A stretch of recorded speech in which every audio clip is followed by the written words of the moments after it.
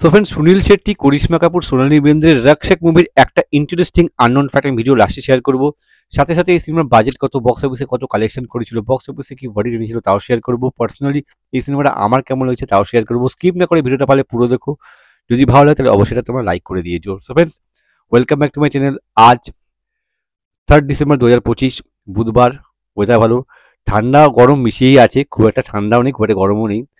যেরকম ঠান্ডা পড়ার কথা ডিসেম্বরের 3 তারিখ, সেরকম কিন্তু পড়েনি। এর থেকে বলবো আগের সপ্তাহে মানে নভেম্বরের শেষের দিকে কিন্তু ভালো ঠান্ডা পড়েছিল, যেটা আজকে সেরকম নেই। এসবের মাঝখানে ঘড়িতে এখন বাজে হচ্ছে 8টা 15 20, ভিডিওটা আমি শ্যুট করছি। সো ফ্রেন্ডস, রাকসাক আজ থেকে 29 বছর আগে 1996 সালের 29শে নভেম্বর রিলিজ করেছিল। মুখ্য চরিত্রে ছিল সুনীল শেট্টি, করিশ্মা কাপুর, সোনালী বেন্দ্রে, রঘুবরন, অরুণা ইরানি, আরও অনেকে ছিল, আলোকনাথ, আরও অনেকে ছিল।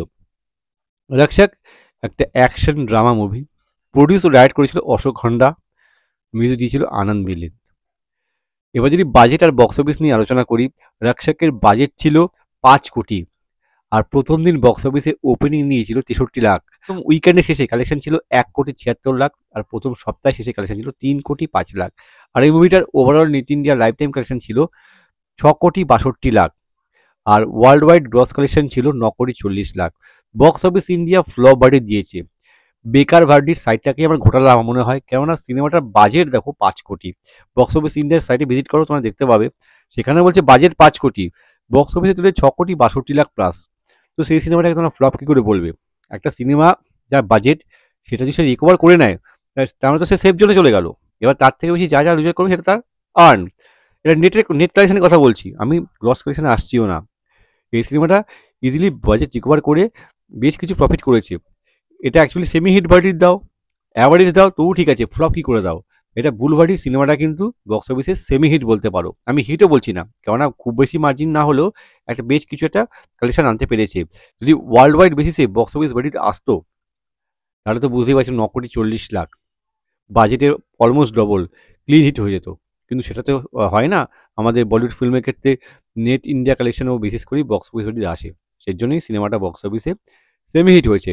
ওই বক্স অফিস ইন্ডিয়ার বেকার ভাটিতে গিয়ে লাভ নেই, সিনেমাটা কিন্তু একটা সাকসেসফুল সিনেমা। এবার যদি আমি সিনেমাটাকে এক লাইনে রিভিউ করি, আমার তো বেশ ভালো লেগেছে, খুব ভালো একটা সিনেমা শুরু থেকে শেষ অবধি। গল্পটা খুব সুন্দর, আর দেখতে বেশ ভালো লাগে। অ্যাকশন তো আছেই, রোমান্সও আছে, কমেডিও আছে, আর ইমোশনও দারুণভাবে ওয়ার্ক করে।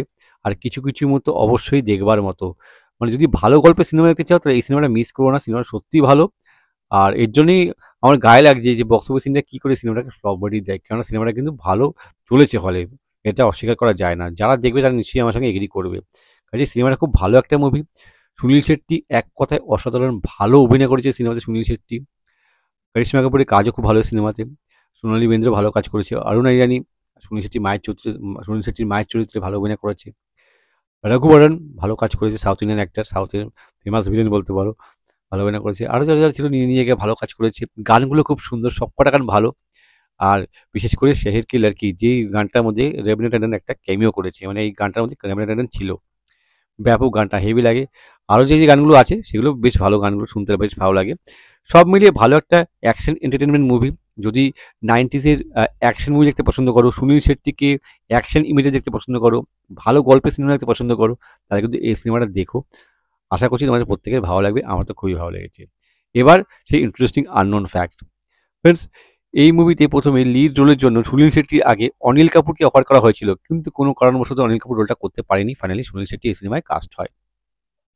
এই সিনেমাটা কিন্তু বক্স অফিসে কিন্তু সেমি হিট, এটা আমি শুরুতেই বললাম। সিনেমাটা কিন্তু ফ্লপ না, বক্স অফিস ইন্ডিয়া ফ্লপ বাড়ি দিয়েছে, কিন্তু এটা কিন্তু ফ্লপ সিনেমা বলা যায় না, কেননা বাজেট রিকভার করেছিল আর বেশ কিছু প্রফিটও করেছিল বক্স অফিসে। তোমরা চাইলে নিজেরাও চেক করতে পারো, তাহলে বুঝতে পারবে আমি ঠিক বলছি কি ভুল বলছি। সো ভালো একটা সিনেমা, বক্স অফিসও সবল, আর হচ্ছে সিনেমা হয়েছে এটা ভালো একটা মুভি।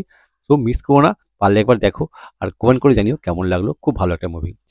যদি ভিডিওটা ভালো লাগে তাহলে লাইক করো, শেয়ার করো, নতুন থাকলে আমার চ্যানেল সাবস্ক্রাইব করতে পারো। যদি কোনো সিনেমা সম্পর্কে জানতে চাও তো আমায় কমেন্ট করে পাঠাও, আমি চেষ্টা করবো সেই সিনেমা সম্পর্কে ভিডিও বানাবার জন্য আর তোমাদের সকলের সাথে শেয়ার করবার জন্য। ততক্ষণ যেন বিরতি নেবো। তোমরা প্রত্যেকে ভালো থাকো। টাটা, বাই, জয় Hind, take care and stay cool man.